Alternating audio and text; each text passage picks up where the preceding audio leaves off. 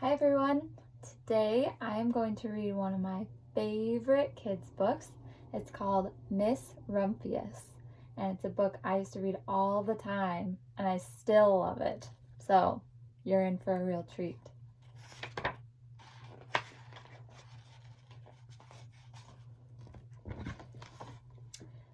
The Lupine Lady lives in a small house overlooking the sea. In between the rocks around her house grow blue and purple and rose-colored flowers. The Lupine Lady is little and old. But she has not always been that way. I know she is my great aunt, and she told me so.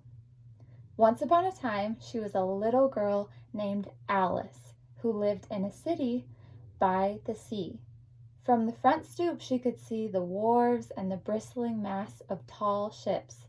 Many years ago, her grandfather had come to America on a large sailing ship.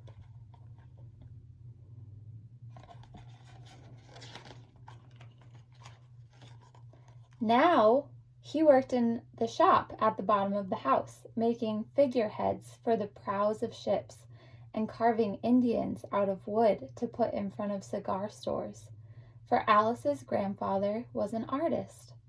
He painted pictures, too, of sailing ships and places across the sea. When he was very busy, Alice helped him put in the skies.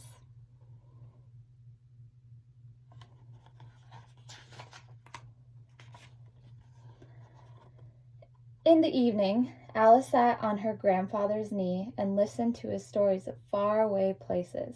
When he had finished, Alice would say, "When I grow up, I too will go to faraway places. And when I grow old, I too will live beside the sea." "That is all very well, little Alice," said her grandfather, "but there is a third thing you must do." "What is that?" asked Alice. "You must do something to make the world more beautiful," said her grandfather. "All right," said Alice, but she did not know what that could be. In the meantime, Alice got up and washed her face and ate porridge for breakfast. She went to school and came home and did her homework, and pretty soon she was grown up.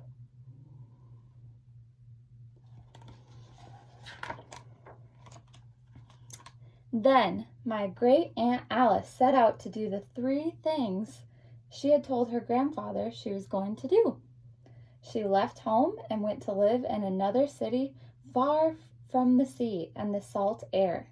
There she worked in a library, dusting books and keeping them from getting mixed up and helping people find the ones that they wanted. Some of the books told her about faraway places. People called her Miss Rumphius now.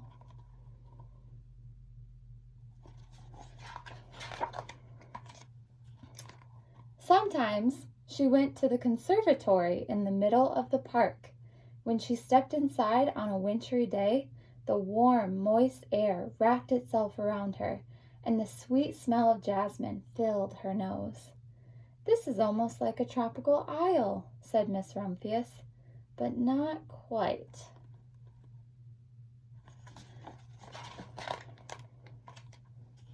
So, Miss Rumphius went to a real tropical island where people kept cockatoos and monkeys as pets. She walked on long beaches picking up beautiful shells. One day she met the Bapa Raha, king of a fishing village. "You must be tired," he said. "Come into my house and rest." So Miss Rumphius went in and met the Bapa Raha's wife. The Bapa Raha himself fetched a green coconut and cut a slice off the top so that Miss Rumphius could drink the coconut water inside. Before she left, the Bapa Raha gave her a beautiful mother-of-pearl shell on which he had painted a bird of paradise and the words, "You will always remain in my heart." "You will always remain in mine too," said Miss Rumphius.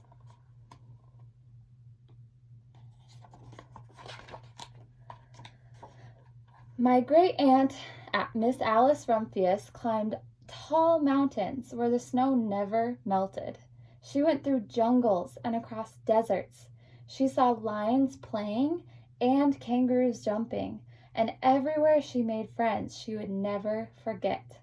Finally, she came to the land of the lotus eaters, and there, getting off a camel, she hurt her back.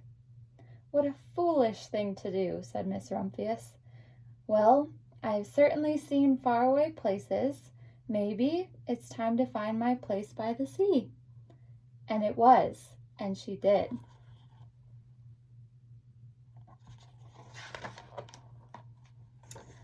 From the front porch of her new house, Miss Rumphius watched the sun come up.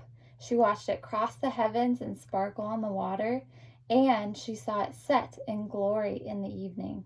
She started a little garden among the rocks that surrounded her house, and she planted a few flower seeds in the stony ground. Miss Rumphius was almost perfectly happy.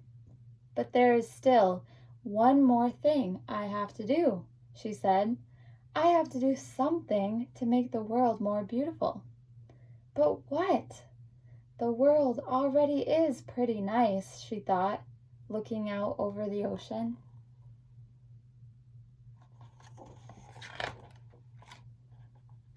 The next spring, Miss Rumphius was not very well. Her back was bothering her again, and she had to stay in bed most of the time. The flowers she had planted the summer before had come up and bloomed in spite of the stony ground. She could see them from her bedroom window, blue and purple and rose-colored. "Lupines," said Miss Rumphius with satisfaction. "I've always loved lupines the best. I wish I could plant more seeds this summer so that I could still have more flowers next year." But she was not able to.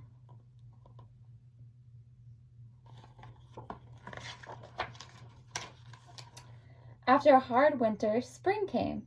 Miss Rumphius was feeling much better. Now she could take walks again. One afternoon, she started to go up and over the hill where she had not been in a long time.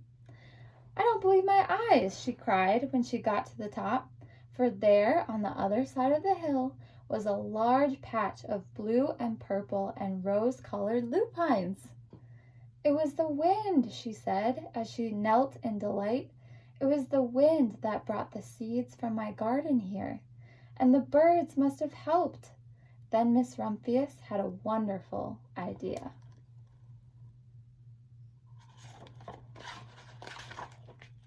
She hurried home and got out her seed catalogs. She sent off to the very best seed house for 5 bushels of lupine seed. All that summer, Miss Rumphius, her pockets full of seeds, wandered over fields and headlands, sowing lupines. She scattered seeds along the highways and down the country lanes. She flung handfuls of them around the schoolhouse and back of the church.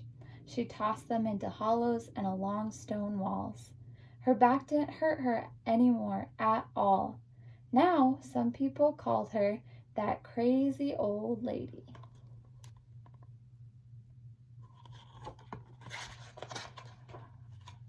The next spring, there were lupines everywhere. Fields and hillsides were covered with blue and purple and rose-colored flowers. They bloomed along the highways and down the lanes. Bright patches lay around the schoolhouse and back of the church. Down in the hollows and along the stone walls grew the beautiful flowers. Miss Rumphius had done the third, the most difficult thing of all.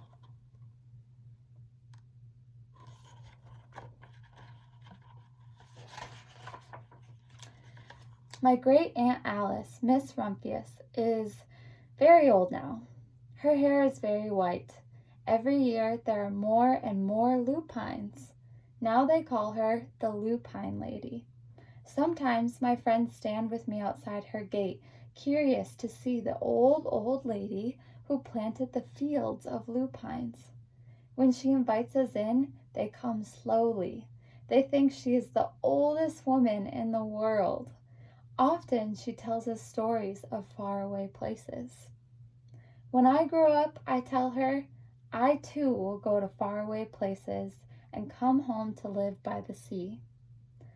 That is all very well, little Alice, says my aunt, but there is a third thing you must do. What is that? I ask. You must do something to make the world more beautiful. All right, I say.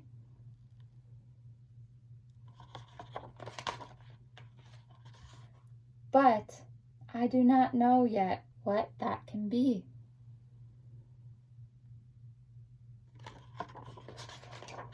The end. Hope you enjoyed, everyone.